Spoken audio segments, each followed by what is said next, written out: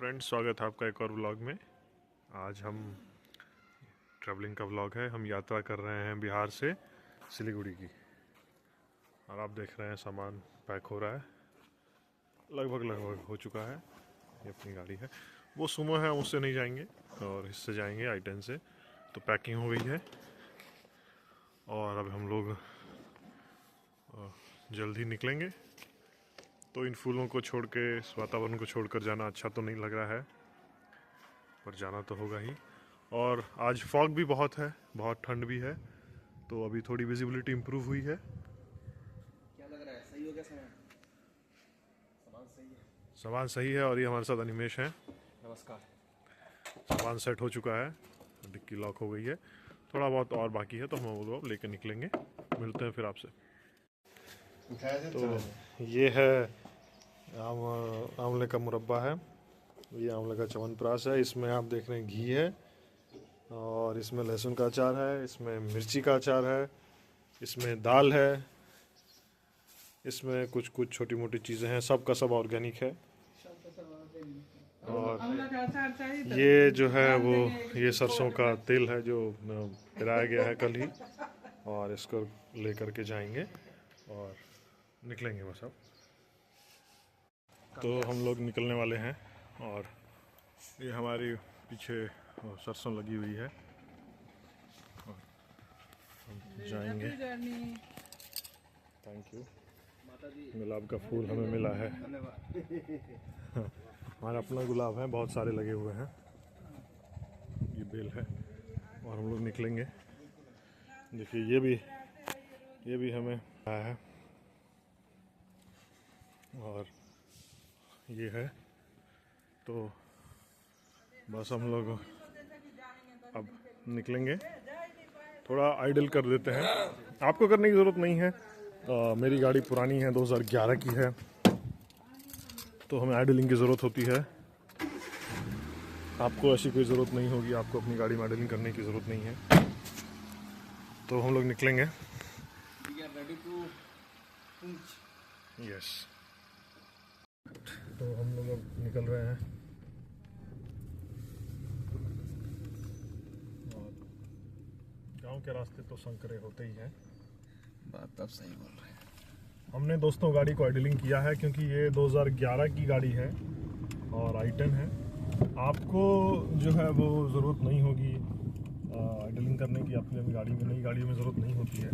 ज़रूरत इसमें भी नहीं थी, पर चूँकि हमारा लंबा ट्रिप है, करीब हम लोग ट्रैवल करेंगे 267 किलोमीटर्स की हम लोग यात्रा करेंगे। 267 या 367?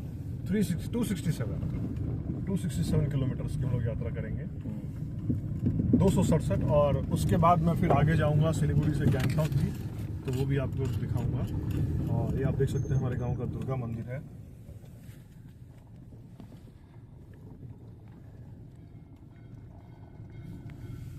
हम लोग आगे भी फ्यूल कराएंगे, और फ्यूल में 2 डंडे बाकी हैं। अभी लगभग गाड़ी चल जाएगी 60-70 किलोमीटर।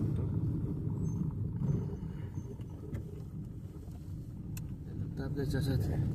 हाँ, तो गाँव में ऐसे ही होता है। हम लोग अभी निकल रहे हैं। थोड़ी धुंध छटी है, सुबह से तो बहुत फॉग था, और अर्ली मॉर्निंग तो विजिबिलिटी लगभग 100 मीटर पे थी। अभी ठीक होके 300-400 मीटर पर आ गई है, चलने लायक हो गया है। थोड़ा हमें धीरे ही चलना होगा। और दोस्तों, घर छोड़ के जाना अच्छा नहीं लगता है। इतने सारी ग्रीनरी और अपने लोगों में इतना अच्छा लगता है गांव में, जहाँ जन्म हुआ वहाँ रहने का तो अलग ही मज़ा है। पर जाना ही होगा, कॉल ऑफ ड्यूटी है। लेकिन मैं जहाँ जा रहा हूँ, जहाँ मेरी पोस्टिंग है, वो जगह भी कोई बुरी नहीं है। वो तो जन्नत से कम नहीं है। जन्नत से कम नहीं है। लोग वहाँ मतलब बैंगलोर से घूमने आते हैं, बैंगलोर, बॉम्बे और दिल्ली। जी हाँ दोस्तों, मेरी पोस्टिंग अभी गैंगटॉक में है, और वहाँ पर भी ग्रीनरी है। वहाँ पर भी एक ही अच्छा रहता है। वहाँ का अलग ग्रीनरी है। अलग ग्रीनरी है वहाँ, दोनों तरह की ग्रीनरी है। पहाड़ों वाली ग्रीनरी और जो दूसरा जो आप समझना चाह रहे हैं, क्या हम लोग लेफ्ट लेने वाले हैं? वो ग्रीनरी भी हम लोग लेफ्ट लेने वाले हैं। अच्छा। और ये रास्ता सीधे और ये रास्ता सीधा किशनगंज की तरफ किशनगंज की तरफ जाता है। किशनगंज। लेकिन हम लोग किशनगंज नहीं जाएंगे, हम लोग अररिया से एक कट ले लेंगे लेफ्ट की तरफ, जो कट सीधे ठाकुरगंज बहादुरगंज होते हुए हमें पहुंचा देगा सीधे बागडोगरा सिलीगुड़ी। बिल्कुल विजिबिलिटी काफ़ी अच्छा है। हाँ, सुबह के मुकाबले बहुत अच्छा है। 300-400 मीटर का विजिबिलिटी है। विजिबिलिटी 300-400 मीटर का हो गया है, ये बहुत ही अच्छी बात है। और हम फ्यूल लेंगे लेकिन काफ़ी आगे चल के। हमारा गोल है कि हमें अब सीधे स्टॉप जो लेना है वो अररिया में ही लेना है।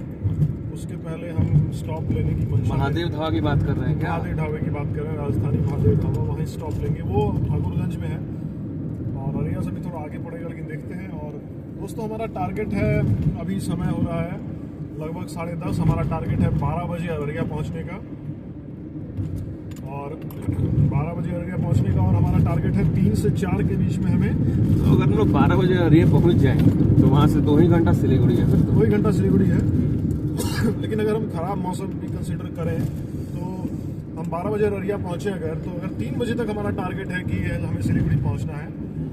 और अगर 3 बजे पहुंचते हैं तो अर्ली पहुंचते हैं, 3:30 पहुंचते हैं तो ठीक पहुंचते हैं, 4 पहुंचते हैं तो देरी हो जाएगी। फिर तो देरी।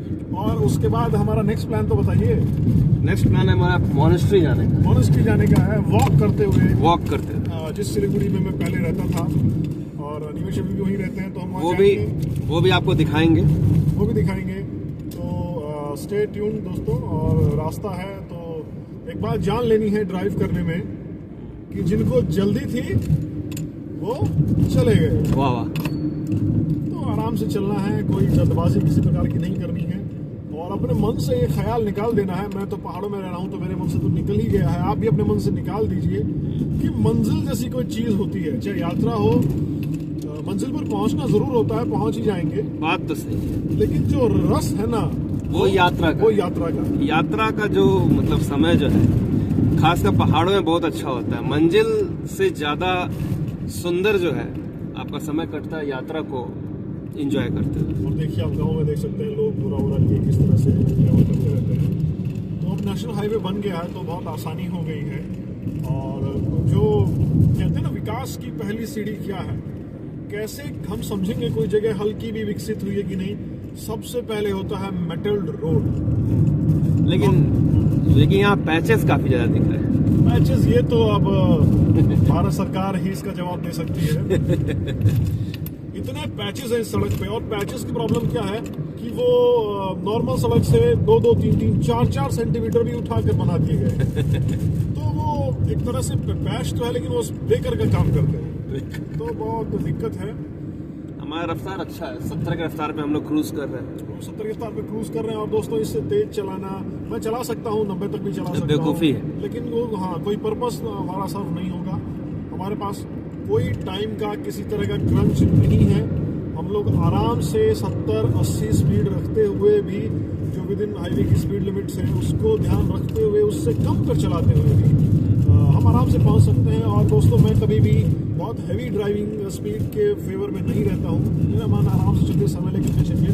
हमारा प्लान था 8:30 पे निकलने का ना निमेश, लेकिन हम निकले 10:30 में। 10:30 में निकले। 2 कारण हम तो समय की कमी है हमारे पास नहीं। समय की कमी हमारे पास नहीं है, हम मस्ती करने निकले हैं। उठे ही हम लोग 8:30 में। निवेश का तो ट्रेन से जाने का टिकट था, लेकिन फिर साथ में यात्रा बनी तो 7 से अच्छा क्या होगा।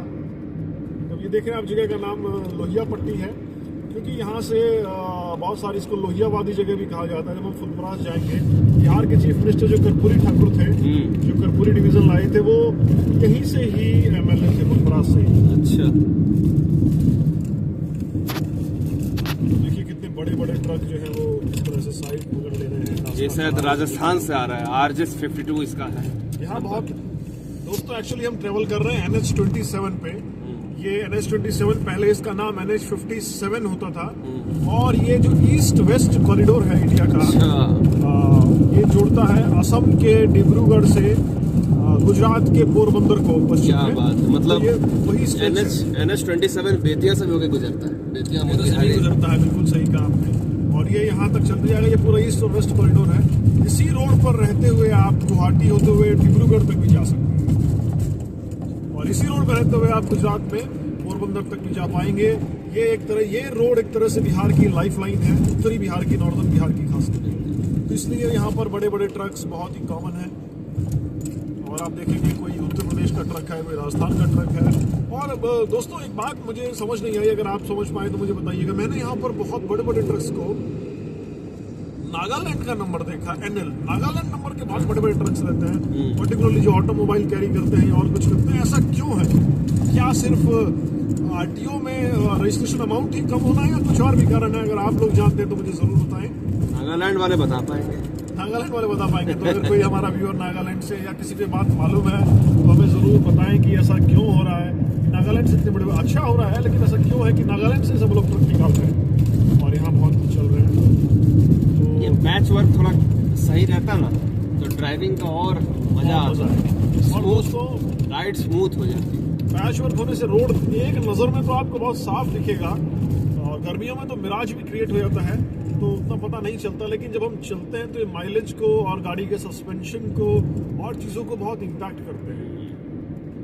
तो अब हमारा पहला जो टॉल आएगा वो कोसी बैराज पर आएगा, और सबसे महंगा टॉल इस रास्ते का वही है, कोसी बैराज। कोसी बैराज का जो टॉल है। और वो कोसी बैराज तो इस पूरे एरिया को एक तरह से मेंटेन किया हुआ है। वो सिर्फ वहाँ पर एक पुल भी हम आपको दिखाएंगे, पुल भी है और बैराज भी है। मुझे वो पुल देखना है, पुल देखना। हम लोग उसको क्रॉस करेंगे और हम लोग कोशिश करेंगे उसको थोड़ा सा कम स्पीड पे क्रॉस करें ताकि हम ज़्यादा समय उस पुल पर बिता पाएँ।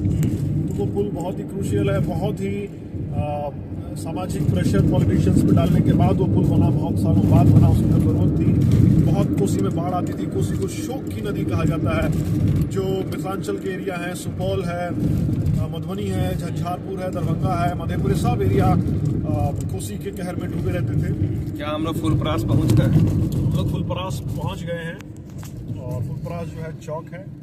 यहाँ से जो आप देख रहे हैं अभी आगे एक रास्ता जाएगा बाईं ओर, जो आप रोड देख रहे हैं बाईं ओर, ये रोड जाता है खुटौना जो कि नेपाल चला जाता है। अच्छा, आगे होते हुए, और दाईं ओर जो रास्ता है वो घोघटिया जाता है। ये रास्ता नेपाल चला जाएगा, और हम लोग अभी आगे बढ़ रहे हैं। अभी यहाँ से रास्ता थोड़ा सा ठीक होने की हमें उम्मीद है, लेकिन पैच वर्क खत्म नहीं होगा। पैच वर्क खत्म नहीं होगा, पूरे रास्ते पैच वर्क रहेगा ही। कुछ दूर फारबिसगंज और अररिया के आसपास कुछ दूर नया रोड बन रहा है, तो वहाँ पर पैच वर्क उतना नहीं है, पैच वर्क ठीक है। लेकिन हम कंफर्टेबली अपनी स्पीड को 60-70 पे ही रख रहे हैं और ज़्यादा नहीं कर रहे हैं। मुझे लगता है कि बाइक से आना उतना स्मूथ राइड नहीं होगा, मजा नहीं आएगा। मज़ा नहीं आएगा। बाइक से आने में क्या होगा, आपको रोड पर बहुत ही अटेंटिव रहना होगा, क्योंकि रोड पर अचानक से आप 60-70 पर चल रहे हैं, अचानक से कोई गड्ढा आ गया, तो पैच आ गया या आप कुछ गड्ढे हैं वो उनको संभालना बहुत मुश्किल होता है। और गर्मियों में प्रॉब्लम और ज़्यादा होती है क्योंकि मिराज क्रिएट हो जाता है। तो देखिए बाइक वाले किस तरह से धीरे धीरे और परेशानी में चल रहे हैं। तो ठीक है दोस्तों, फिर मिलते हैं आपसे कुछ देर के बाद। अररिया में मिलते हैं हम लोग।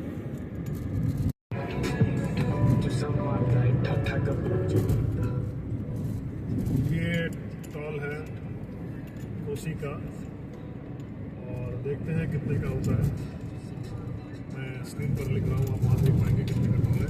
110 रुपये का टॉल यहाँ लिखा हुआ है, और स्क्रीन पर भी मैं डिस्प्ले कर दूँगा। और इस टॉल के बाद ही जो है कोसी बैराज शुरू होता है, कोसी बैराज भी जिसको बोलते हैं।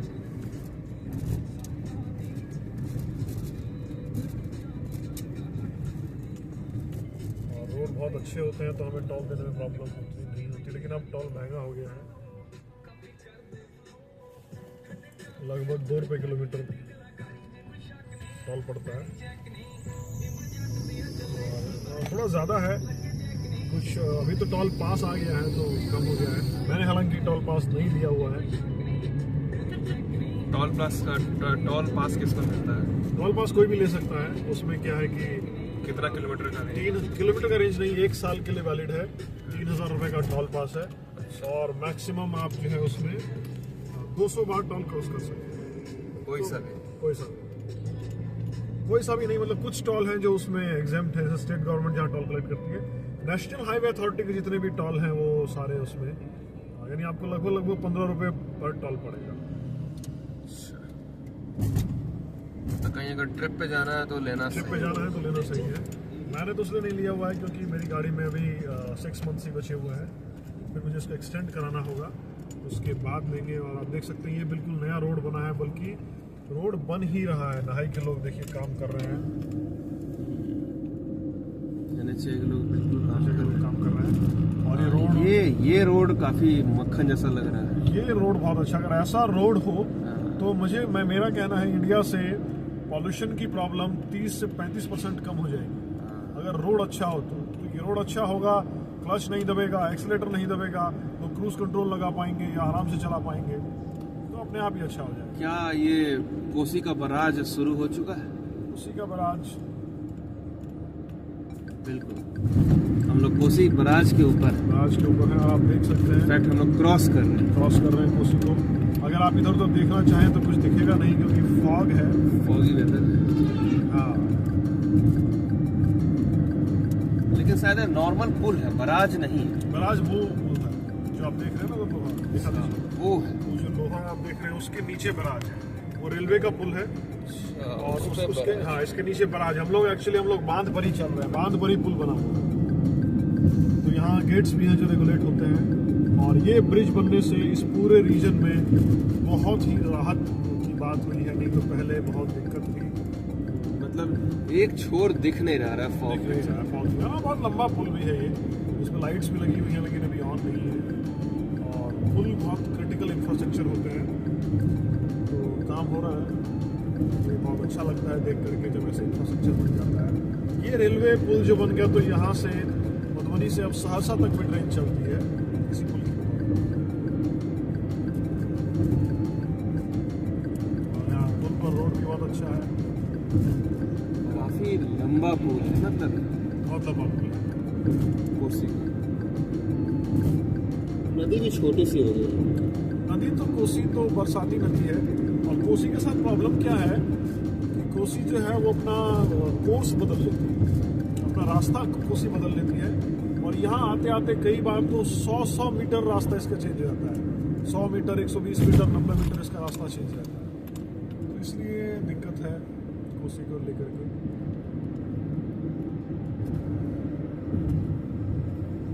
क्या पैच वर्क फिर शुरू हो गया क्या? पैच वर्क तो शुरू हो गया।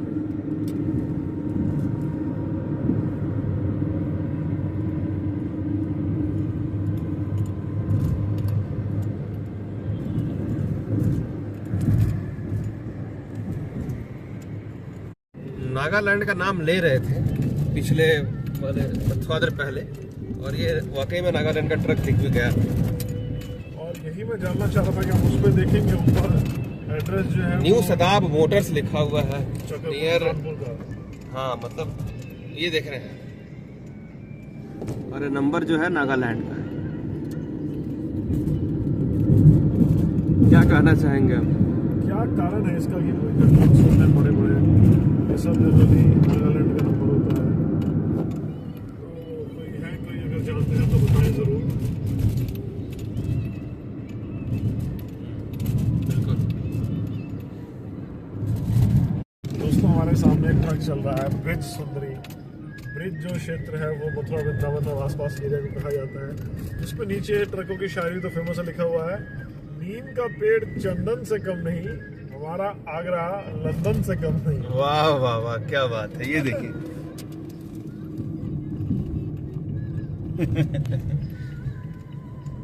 मतलब ट्रकों की शायरी काफी फेमस है। देखिए दोस्तों, एक और नागालैंड का बड़ा ट्रक और जा रहा है। ये जौनपुर से जा रहा है। जौनपुर से आई नानी, लगी सुनाने एक कहानी, बतावा नागालैंड की ट्रक कैसन बानी। मतलब गजब। अभी कुछ देर पहले ही मिला था नागालैंड का। बहुत आपको मिलेंगे, अगर आप गौर फरमाएंगे तो आप देखेंगे बहुत ट्रक नागालैंड के हैं। और अररिया हम लोग फारबिसगंज अभी क्रॉस कर गए हैं। अररिया यहाँ से 31 किलोमीटर है बस। और समय कितना हो रहा है? समय हो रहा है लगभग 11:50 के आसपास। 12 बजे। 12 बज गए हैं। 12 बज गए हैं। थोड़ा सा पीछे चल रहे, इतने इकट्ठे हैं दोस्तों सड़क पे, गाड़ी को 40 से ऊपर थोड़ा भी बढ़ा पाना बहुत कठिन हो जाता है।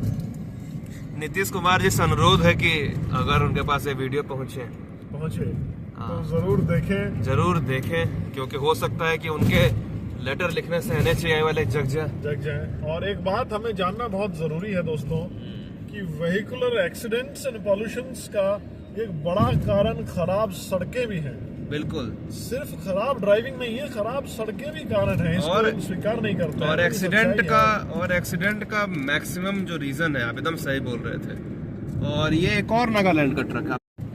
हम लोग अब अररिया पहुंच गए हैं और थोड़ी ही दूर पे 2-3-4 किलोमीटर में ही जो है वो कट आने वाला है, जो हम लोग लेंगे सिलीगुड़ी के लिए। और अररिया बड़ा जिला है, तो इसी को क्रॉस कर रहे हैं। रास्ता अभी भी अच्छा नहीं हुआ है, बहुत गड्ढे हैं।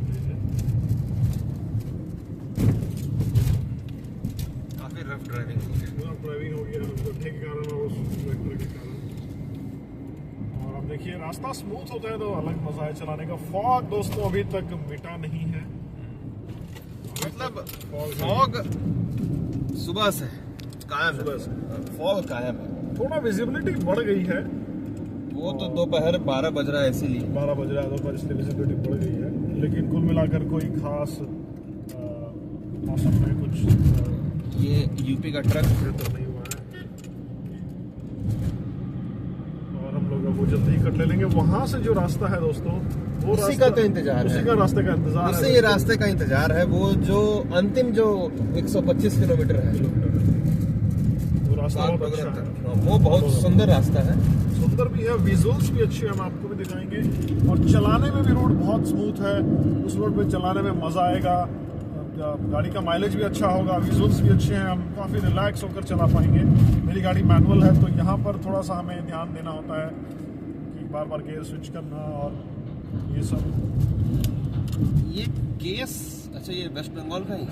और उस पर कुछ ट्रक्स भी ऐसे होते हैं जो थोड़ा सा अच्छा नहीं चलाते, क्या और भी ड्राइवर्स होते हैं जो उतना नहीं ठीक चलाते, तो उनके कारण जो है दिक्कत हो जाती है। कई बार कुछ अच्छे चलाने वाले भी मिल जाते हैं, तो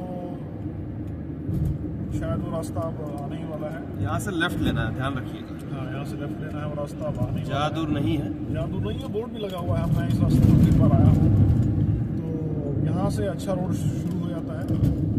और आप देख पाएंगे सामने ही बोर्ड लगा हुआ है, national highway authority of India, और उसके नीचे लिखा है सिलीगुड़ी और पूर्णिया। बिल्कुल। सिलीगुड़ी के लिए एकदम लेफ्ट लेना है हम लोग को। सिलीगुड़ी के लिए हमें यहाँ से लेफ्ट लेना है, तो और सीधा रास्ता ये पूर्णिया और किशनगंज होते हुए चला जाएगा। किशनगंज जो है जो अनानास और तंबाकू की खेती के लिए जाना जाता है, तो ये रास्ता आप जो कि है ठाकुरगंज बहादुरगंज होते हुए सिलीगुड़ी निकलेगा।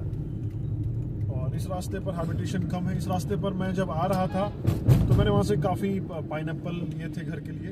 देखते हैं अगर हमें मिलेंगे तो फिर ले लेंगे। हाँ बिल्कुल, नहीं कोई दिक्कत। बहुत अच्छे और ताज़ा होते हैं, और डायरेक्ट ही किसान भी उनको सेल करते रहते हैं। तो अब बागडोगरा यहाँ से 128 किलोमीटर है। 128 किलोमीटर है बस।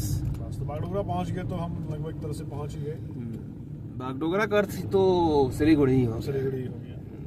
क्या हम लोग गाड़ी को रेस्ट नहीं देंगे? गाड़ी को रेस्ट देंगे हम लोग। ये थोड़ा सा आगे एक और एक ढाबा है, वहाँ हम रुकेंगे।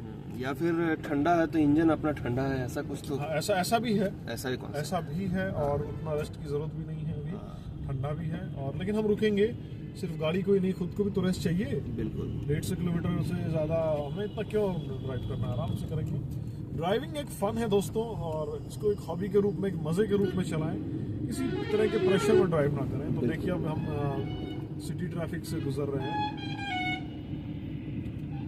हम लोग 0 माइल अररिया क्रॉस कर रहे हैं। ये कुछ दूर का ही ट्रैफिक है, उसके बाद यहाँ उतना ट्रैफिक प्रोबेबली नहीं होता है यहाँ। अच्छा रोड है ये। चेतक कोई लगता है नया ब्रांड है काफी। चेतक, ये बजाज चेतक है इलेक्ट्रिक। अच्छा, ऐसा है क्या? बजाज चेतक जो पहले आता था, वो समय जब एक साल की वेटिंग रहती थी स्कूटर्स की, वही चेतक फिर से लॉन्च किया है बजाज ने। इलेक्ट्रिक लॉन्च किया। काफी रंगीला कलर है, काफी चटक लाल कलर है। रंगीले लोगों को तो रंगीला कलर ही अच्छा लगेगा। और जिंदगी रंगीन रहनी भी चाहिए। फिलहाल हम देखते हैं रास्ता मिलता है कि नहीं। मिल गया रास्ता। और ये सिलीगुड़ी 137 किलोमीटर, तो लॉन्च किया जाए। देखिए अब रोड लग रहा है कि हाँ, ये रोड अच्छा रोड है, स्मूथ है। अच्छा रोड है, पीसीसी का रोड है। और यहाँ बस थोड़ा सा ट्रैफिक छट जाए, आप देख सकते हैं उस लेन में भी कितना ट्रैफिक है, ट्रक्स की लाइन लगी हुई है, काफी क्योंकि अररिया में थोड़ा सा एग्जिट पॉइंट में दिक्कत है। हाँ एग्जिट पॉइंट पर दिक्कत, बॉटल लाइन फॉर्मेशन हो गया है, तो काफी लंबी लाइन लगी हुई है उधर से आने की। और ये जो नहर जो है ना, ये हमारे साथ चलेगा काफी लास्ट तक। हाँ, काफी लास्ट तक ये चलेगा नहर ये। पिछली बार दुर्गा पूजा के समय जब बहुत बारिश हो रही थी तो हम लोग ये देखिए फिर से नागालैंड का ट्रक। नागालैंड का ट्रक फिर से आ गया है। हाँ, NL01A बिल्कुल। तो नागालैंड का ट्रक आपको भरपूर मात्रा में अररिया टाउन की तरफ, यही रास्ता जो आप बोल रहे थे निकल रहा था, वो जो अंदर की तरफ जो था इसमें निकल रहा था। ये ई रिक्शा वाले हर जगह जाम करके रखते हैं। बिल्कुल, अब यहाँ से हम लोग निकाल सकते हैं।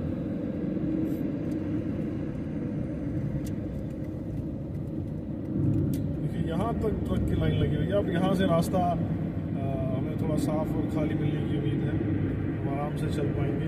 बिल्कुल। और अब हम आराम से क्रूज कर सकते हैं 100 की रफ्तार।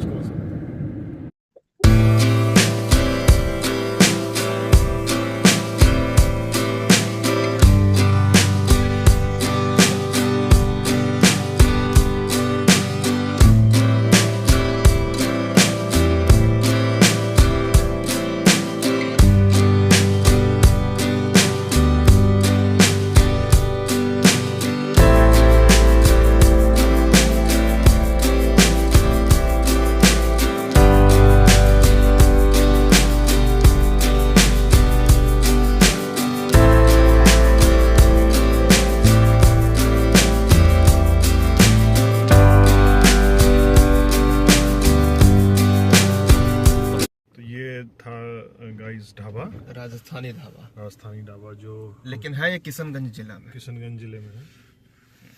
हम लोगों ने यहीं पर हम लोगों ने स्टॉप लिया और फिर हम लोग अपने मंजिल की तरफ निकल चले हैं, जो कि है सिलीगुड़ी, है ना सर? सिलीगुड़ी, यस।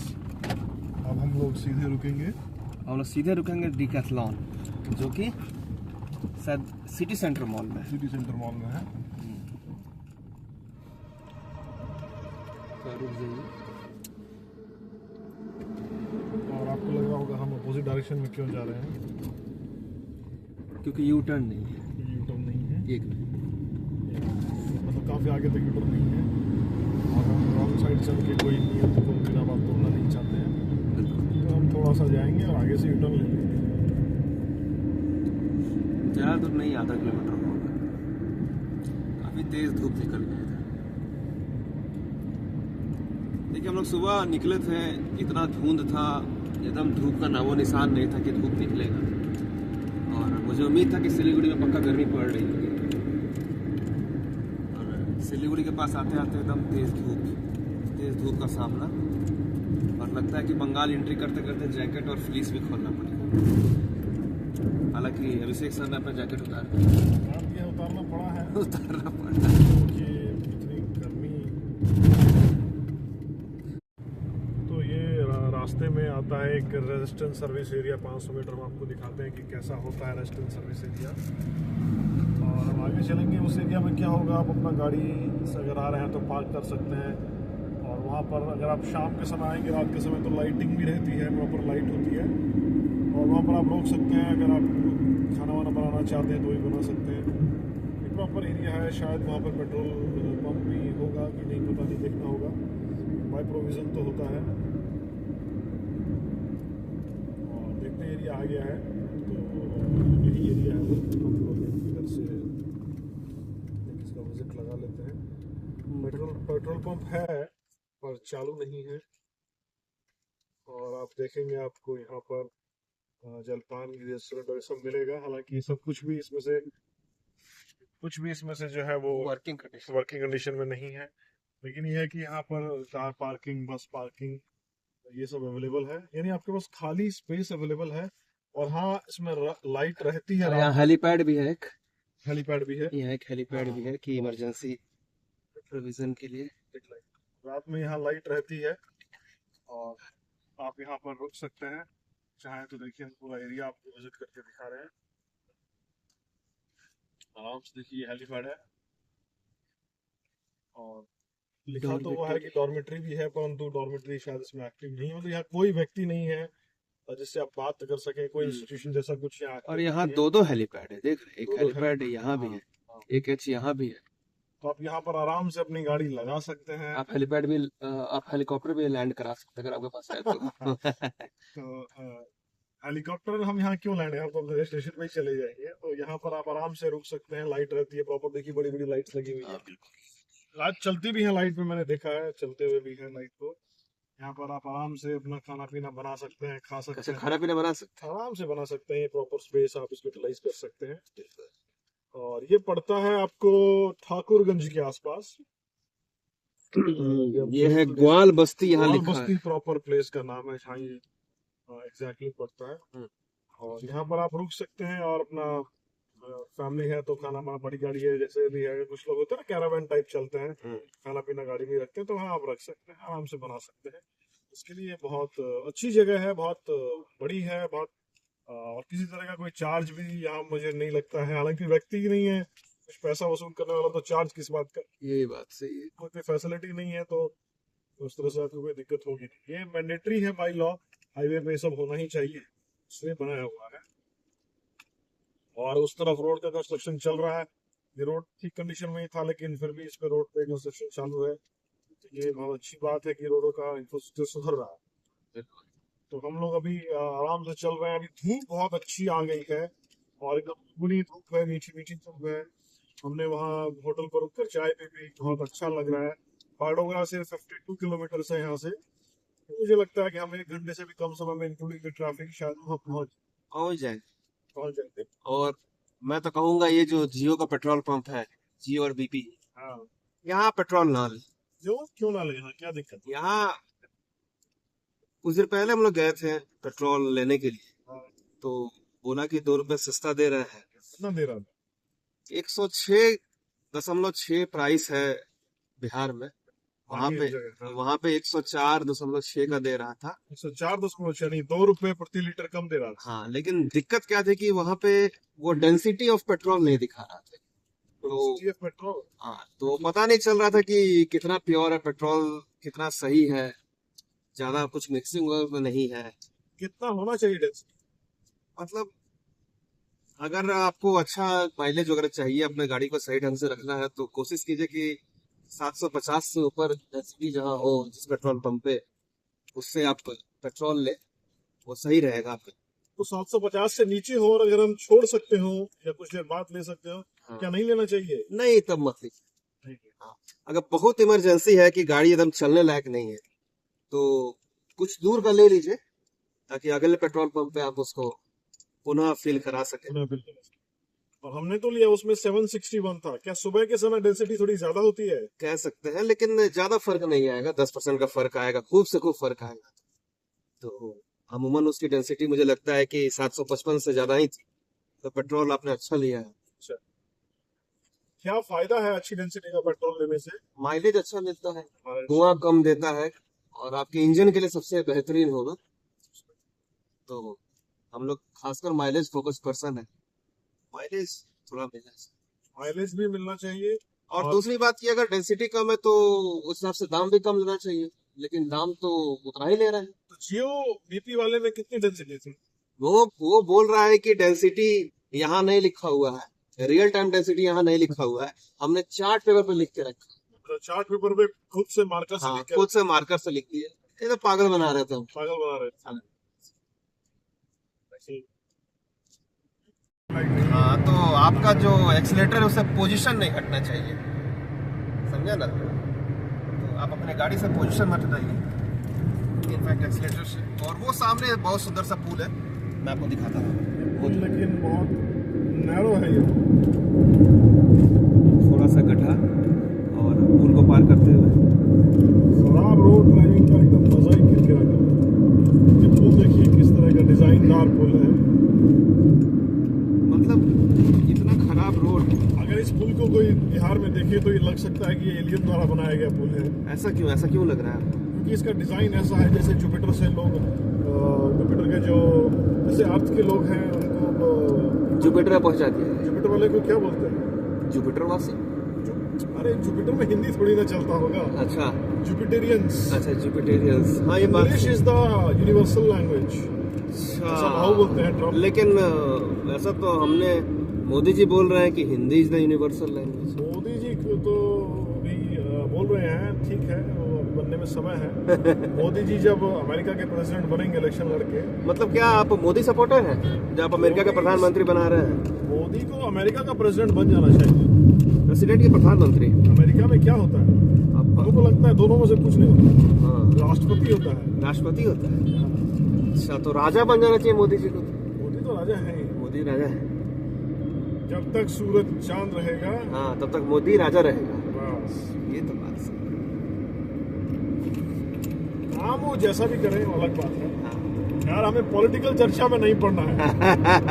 देखिए हमारा कोई पॉलिटिकल से किसी से लिंक नहीं है, बस हम लोग को रोड पे फोकस रखना है। लेकिन हम लोग ट्रम्प के बहुत स्ट्रॉन्ग सपोर्टर हैं। ट्रम्प अपना भाऊ है। ट्रम्प अपना भाव है। हाँ। आपकी बात ट्रम्प सरकार। ट्रम्प, हम तो बोल रहे हैं इंडिया को। तो इतनी भी अच्छी और MIT के टक्कर की तो नहीं है। MIT मतलब क्या? Marathwada institute of technology? नहीं, मराठा की बात नहीं हो रही है। जय महाराष्ट्र। नहीं, बात हो रही है मैसाचुसेट्स। अरे बाप। मैसाचुसेट्स इंस्टीट्यूट ऑफ टेक्नोलॉजी, उसकी बात हो रही है। वहाँ पर क्या ऐसा प्रोग्राम चलता है? क्या दुनिया की टॉप यूनिवर्सिटी है वो? बिल्कुल एकदम, मतलब अगर कहा जाए तो पिछले 10 साल से वो नंबर 1 पे आ रहे हैं। हम लोग तो इस सब रैंकिंग में बिलीव नहीं करते। हमारा अपना NIRF रैंकिंग, उसमें मैसेच्यूसेट्स है क्या? नहीं उसमें तो नहीं है ना। ये बात है। वो देखिए जो यूनिवर्सिटी भारतीय ट्रेडिशनल सिस्टम को ना बचाए, हाँ, इंडियन ट्रेडिशनल लर्निंग सिस्टम है जिसको ITKS कहते हैं, इंडियन ट्रेडिशनल नॉलेज सिस्टम। अच्छा, वो आप जो कह रहे थे कि संस्कृत का यूज करेंगे हम। Yes. हम कंप्यूटर साइंस में संस्कृत से कोडिंग होती है। IIT खड़गपुर जो है, हाँ, उसके डायरेक्शन में एक नेशनल डिजिटल लाइब्रेरी बनी है, NDL उसको बोलते हैं। उसका मोबाइल एप्लीकेशन भी है, आप लोग देख सकते हैं। उस नेशनल डिजिटल लाइब्रेरी में एक चाची हट जा। हाँ, उसका नेशनल डिजिटल लाइब्रेरी में एक सेक्शन है, उसको बोलते हैं ITKS, Indian traditional knowledge system. अच्छा, उसमें बहुत सारी चीज़ें इंडियन जो ट्रेडिशनल नॉलेज है, वेदों की, पुराणों की, आयुर्वेद की और चीज़ों की, वो सब उसमें डाला गया। अच्छा, तो क्या लगता है आपको ये जो आप ये बोल रहे हैं आयुर्वेद और ये ट्रेडिशनल बुक्स जो हैं, जो ये वेद वगैरह हैं, ये सब कब किसने लिखा था? क्या भगवान ने लिखा था? भगवान ने लिखा कि नहीं लिखा है तो कहना मुश्किल है, लेकिन ऋग्वेद जो है वो अपौरुषेय है, मतलब उसको किसी व्यक्ति ने तो नहीं लिखा है। That is the first treatise of Mankind. पहली बार कोई लिखी हुई चीज ऋग्वेद ही है। बाकी के वेद जो है वो तो गुप्तेरा में और कुछ मौर्यरा में लिखे गए। ऋग्वेद किसने लिखा? ऋग्वेद अपौरुषेय है, उसका पता नहीं किसने लिखा है। अच्छा। कहते हैं किसी व्यक्ति ने नहीं लिखा। तो मतलब आपको क्या लगता है किसने लिखा? मेरे पास कोई आइडिया नहीं है, लेकिन मैं एक बात कहता हूँ। ऋग्वेद आपने पढ़ा है? ऋग्वेद के मैंने कुछ पार्ट पढ़े हैं। ऋग्वेद का 9वां मंडल जो है वो सोम मंडल है। अच्छा, तो वो अच्छा, आप सोम रस में ज्यादा इंटरेस्टेड है? मतलब इंटरेस्ट सोम रस में ज्यादा। सोम रस के बारे में ऋग्वेद में बहुत डिटेल में लिखा गया है, और भी चीजें लिखी गई हैं। अच्छा, लेकिन उसमें आपका सोम रस में आपका एक्सपर्टीज है। ये बात आपने बहुत अच्छा कहा। ऋग्वेद बहुत अच्छा लिखा हुआ है, और मैं कहूँगा सब लोगों को कुछ ना कुछ पार्ट्स हो सके तो जरूर उसको पढ़ना चाहिए। और हमारे बहुत सारे जो है वो सूत्र हैं जो इसमें यूज होते हैं। जैसे वेदों का एक प्रमुख सूत्र है, ओम पूर्णमदः पूर्णमिदं पूर्णात् पूर्णमुदच्यते पूर्णस्य पूर्णमादाय पूर्णमेवावशिष्यते। अच्छा, मतलब पूर्ण में से पूर्ण को निकालेंगे, हाँ, तो जीरो बचेगा। नहीं, जीरो की बात नहीं हो रही है, पूर्ण की बात हो रही है। अच्छा, पूर्ण की बात। पूर्ण में से पूर्ण को निकालेंगे तो पूर्ण ही प्राप्त होगा, और पूर्ण ही आपको अवशेष मिलेगा, और उस जगह को पूर्णिया कहा जाएगा। अच्छा, वहीं से नाम आया पूर्णिया। ये जो है ना, ऐसा लोग कहते हैं कि क्वांटम की तरफ का एक लिंक है। अरे ये बात तो आप सही बोल रहे हैं। मतलब हाँ, मतलब क्वांटम में कुछ भी पॉसिबल है। कुछ भी पॉसिबल है, कुछ भी हो सकता है। एक नया वर्ल्ड ही है वो। हमारे इस दुनिया से वहाँ पे कोई कहीं क्लासिकल कहीं मैकेनिक्स नहीं अपना चलते। चलान ना कट जाए। हम लोग 110 पे चल रहे तो ऊपर कैमरा रख दिया। नहीं कोई बात नहीं, कोई बात नहीं। अपने मीटर में शायद एरर होगा, हम लोग 100 पे ही चल रहे हैं। अच्छा फिर ठीक है। हाँ जैसे अगर इलाहाबाद का नाम प्रयागराज हो सकता है तो 110 का नाम 100 भी हो सकता है। ये बात तो सही है। तो क्वांटम जो है वो वहाँ हमारे मैकेनिकल लॉज, मैकेनिक्स के जो लॉज है वही एप्लीकेबल नहीं है। हाँ बात तो सही है। तो जहाँ मैकेनिक्स के लॉ एप्लीकेबल नहीं है वो तो फिर जगह अलग ही हो गई ना। ठीक है दोस्तों, फिर हम आगे आपसे मिलते हैं। अब हम यही लोग सब मिलेंगे चर्चा करेंगे। डिकैथलॉन में, ठीक है तो उधर यही सब चर्चा होगा। हम ये 2 बार पहले भी कह चुके हैं, लेकिन हमें बीच में ऐसी चीजें दिख जाती हैं कि आपको दिखाने का मन कर जाता है। बिल्कुल। फिर मिलते हैं।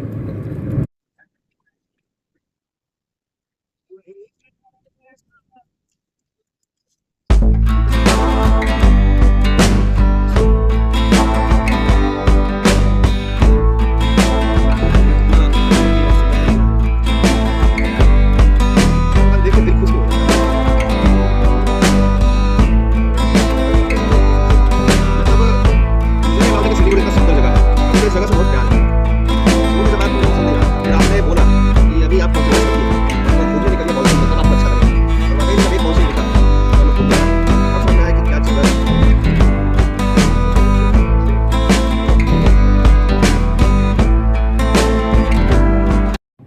तो दोस्तों हम लोग सिलीगुड़ी पहुंच गए। हम लोग एक्चुअली पहुंच गए थे 2:35 पे ही, लेकिन हमें बागडोगरा से यहाँ आने में ही 1 घंटे से ज़्यादा लग गया जाम के कारण। और यहाँ कोई उतनी ठंड नहीं है, बहुत अच्छी खिली खिली धूप है, ये आसमान देखिए कितना साफ है और कोहरा का तो कोई नामो निशान नहीं है। बल्कि गर्मी है। हमें जैकेट उतारना गर्मी पड़ा, है, स्वेटर जैकेट उतारना पड़ा। लोगों को तो लोग टी शर्ट में या हाफ टी शर्ट में, फुल टी शर्ट में, हाफ शर्ट में घूम रहे हैं इधर। उतनी कोई दिक्कत नहीं है। तो हम उम्मीद करते हैं और भी वेदर साफ होगा। तो ठीक है दोस्तों, टेक केयर, बी सेफ। और हम अपना ये व्लॉग यहीं पर ख़त्म करते हैं। हम सिलीगुड़ी पहुंच गए हैं और सिलीगुड़ी से जो गैंगटॉक का रास्ता है, जो पार्ट 2 होगा एक तरह से इस यात्रा का, उसमें मैं अकेला ही रहूँगा। और फिर उस यात्रा में आपसे मिलते हैं। तब तक के लिए टेक केयर।